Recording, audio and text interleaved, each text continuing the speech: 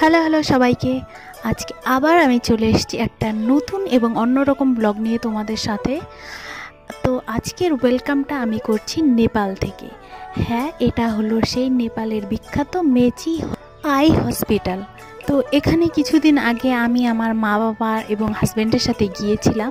আমার মায়ের চোখের একটু সমস্যা আছে, তাই জন্য অ্যাকচুয়ালি চোখের অপারেশন করার জন্য গিয়েছিলাম।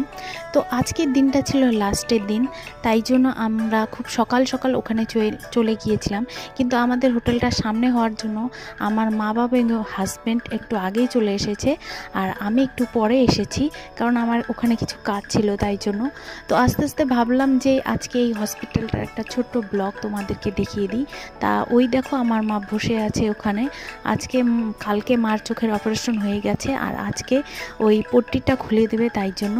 আর এখানকার পরিবেশ বলতে গেলে অসম্ভব সুন্দর। একে তো পাহাড়ি এলাকা, তার মধ্যে এত বিশাল বড় একটা নার্সিংহোম, কি বলবো। এই দেখো এখানে সমস্ত সুব্যবস্থা আছে চোখের, এবং রোগীরা সব বসে আছে। আর এত সকালে এত ভিড়, কি আর বলবো। আমাদের টাইম ছিল 5:30, কিন্তু আমরা আস্তে আস্তে একটু লেট করেছি, তাই অনেকটাই ভিড় হয়ে গেছে। আর এই হাসপাতালটা এত সুন্দর। এই দেখো এগুলো জলের ফোয়ারা, এগুলো একটু পরে এগুলো স্টার্ট করবে, এত ভোরে হয়তো করে না। আর হাসপাতালটাতে দেশি বিদেশি প্রচুর প্রচুর লোক আসে, অন্য স্টেটেরও আসে। তো আমার মার কাজ হয়ে গিয়েছিল, এবং এটা ছিল এই হাসপাতাল সংলগ্নই একটা ক্যান্টিন, যেখানে আমার মা মুড়ি আর ঘুগনি খাচ্ছিল, আমি চা খেয়েছিলাম। তো এরকম করেই আজকের দিনটা পার হয়ে গেল, এবং আমরা বাড়ির দিকে রওনা দিয়ে দিলাম। আর এই দেখো এত সুন্দর চা বাগানের মধ্যে দিয়ে আমাদের ট্রেন ছুটে চলেছে। তো আজকের ব্লগটা এখানেই শেষ করলাম। সবাই ভালো থেকো, টাটা।